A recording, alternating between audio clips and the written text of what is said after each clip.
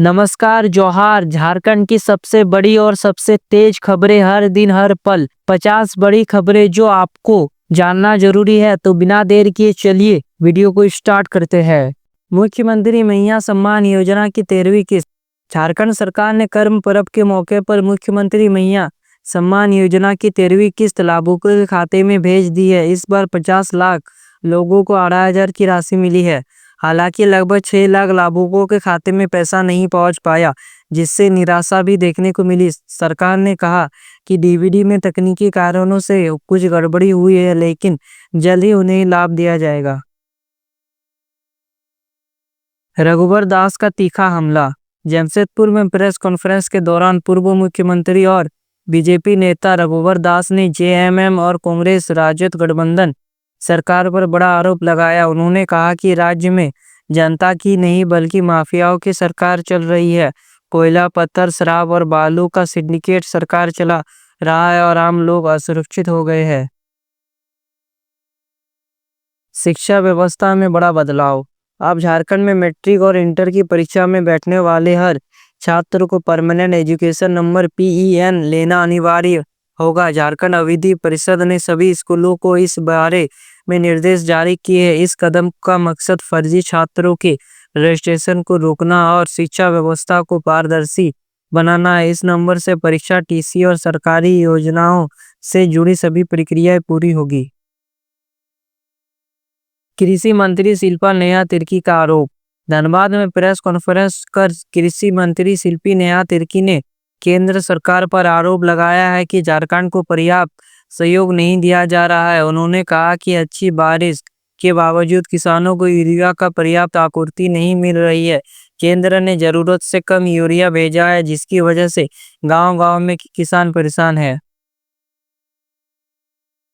महिला सुरक्षा पर बीजेपी का आरोप। भाजपा ने हेमंत सरकार पर महिला सुरक्षा को लेकर गंभीर आरोप लगाया है। प्रवक्ता पुतुल सहदेव ने कहा कि राष्ट्रीय महिला आयोग की रिपोर्ट में रांची को देश के सबसे असुरक्षित शहरों में गिना गया। रिपोर्ट के अनुसार 27% महिलाएं छेड़खानी से परेशान होकर अपना घर बदल चुकी है। वहीं 85% महिला का पुलिस और प्रशासन पर भरोसा नहीं है। IAS विनय चौबे की तबीयत बिगड़ी। हजारीबाग के निलंबित IAS विनय चौबे की तबीयत अचानक बिगड़ गई। उन्हें पहले से एक भिखारी मेडिकल कॉलेज लाया गया और फिर गंभीर हालत में रिम्स रेफर किया गया। इस घटने के बाद स्वास्थ्य सेवाओं पर भी सवाल उठने लगे। बाबूलाल मरांडी का हमला।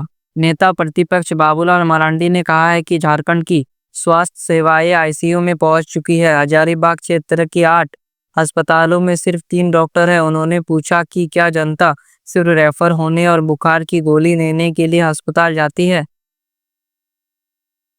पलामू में नवजात की बिक्री। पलामू जिले के लेसलिंग में भूख और बीमारी से परेशान एक दंपति ने अपने नवजात बच्चे को मात्र 100 रुपये में बेच दिया। घटना सामने आते ही प्रशासन हरकत में आया।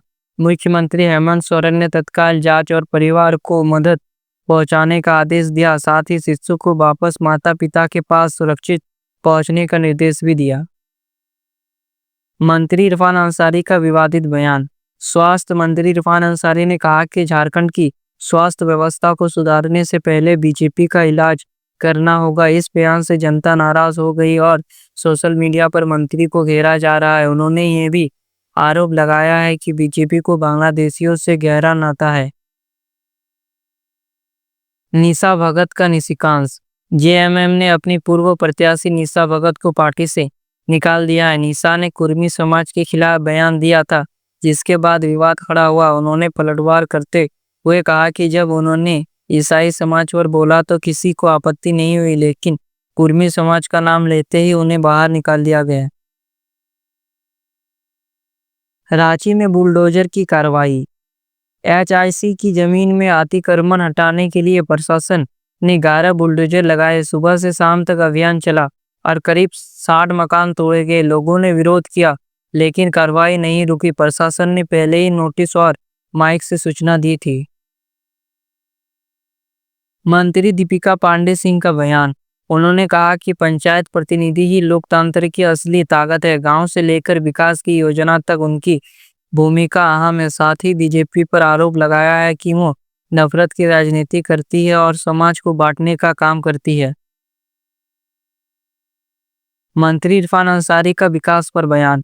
स्वास्थ्य मंत्री डॉक्टर इरफान अंसारी ने कहा कि वो दिन रात मेहनत कर रहे और लंबी लकीर खींच रहे। उन्होंने विपक्ष पर हमला बोलते हुए कहा कि उन्होंने कभी विकास नहीं किया, लेकिन उसका श्रेय लेने की कोशिश की। उन्होंने कहा कि वो राहुल गांधी और मुख्यमंत्री हेमंत सोरेन के सपनों का साकार कर रहे हैं और जनता की उम्मीदों पर खरा उतरने का प्रयास कर रहे हैं। बिहार चुनाव में जेएमएम की सक्रियता।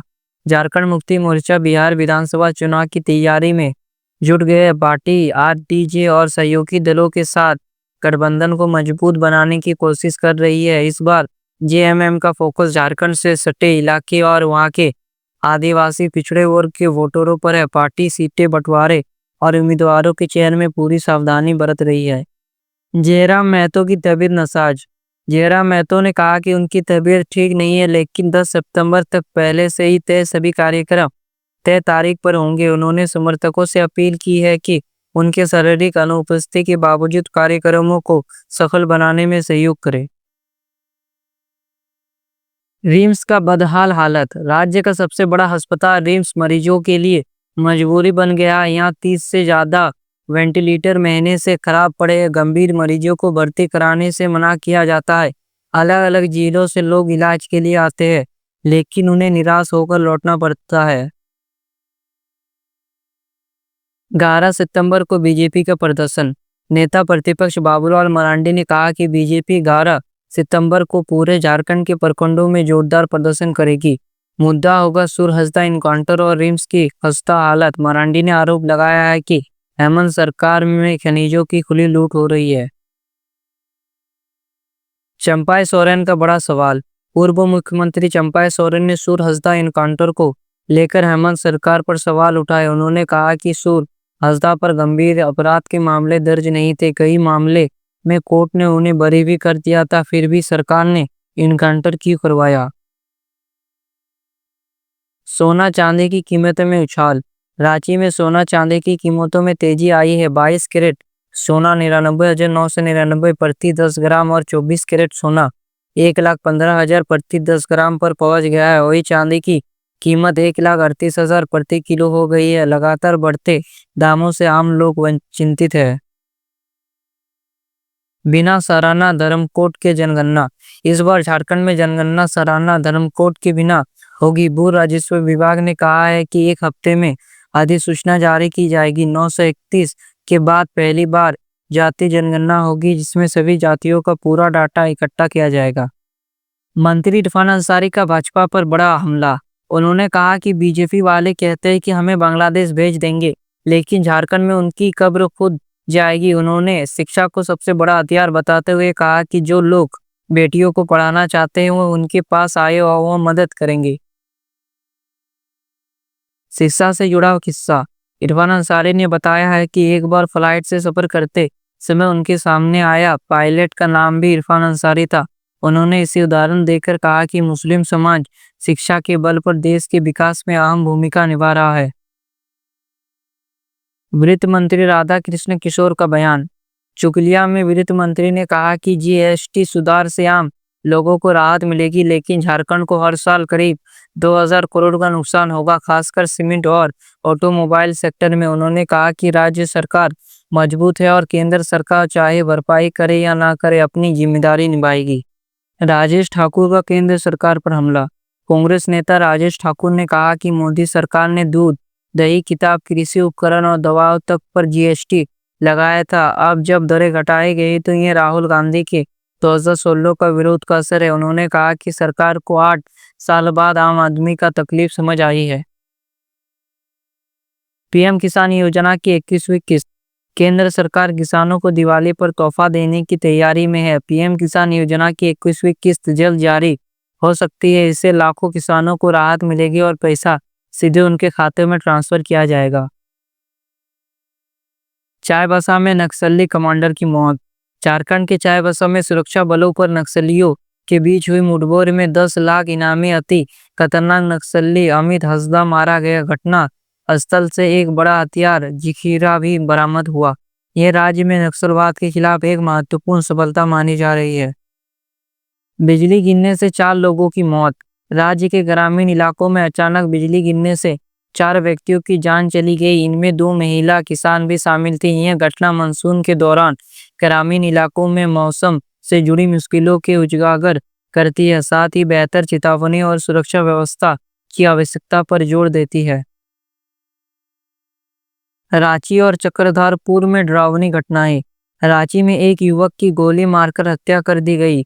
वहीं चक्रधरपुर में कूड़े के ढेर में एक महिला की जली हुई लाश मिली। दोनों मामले में पुलिस ने सीसीटीवी फुटेज की मदद से तफ्तीश शुरू की।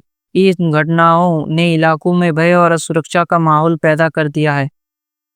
विस्थापितों के लिए स्वतंत्र आयोग की मांग।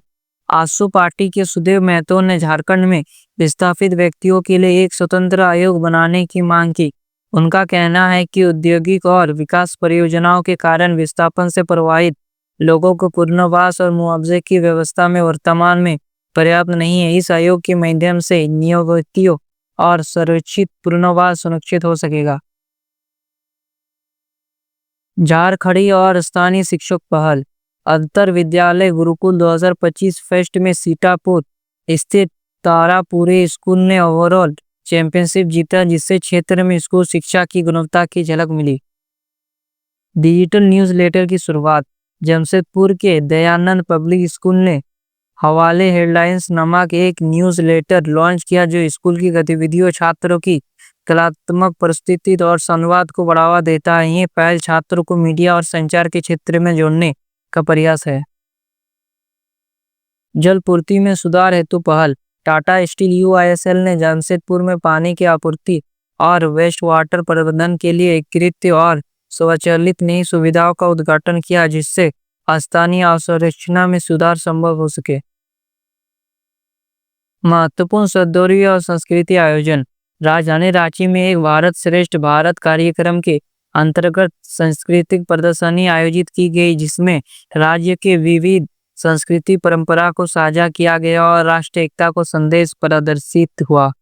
और अगर आपको लगता है कि झारखंड की असली खबरें जानना जरूरी है, अगर आपको लगता है कि मीडिया सिर्फ दिखावा करता है और असली मुद्दे दबा जाते हैं, तो 2 काम जरूर कीजिए। पहला, इस वीडियो को अभी अपने व्हाट्सएप ग्रुप, फेसबुक और परिवार के साथ शेयर कीजिए, ताकि हर झारखंड वासी को पता चले कि उनके राज्य में क्या चल रहा है।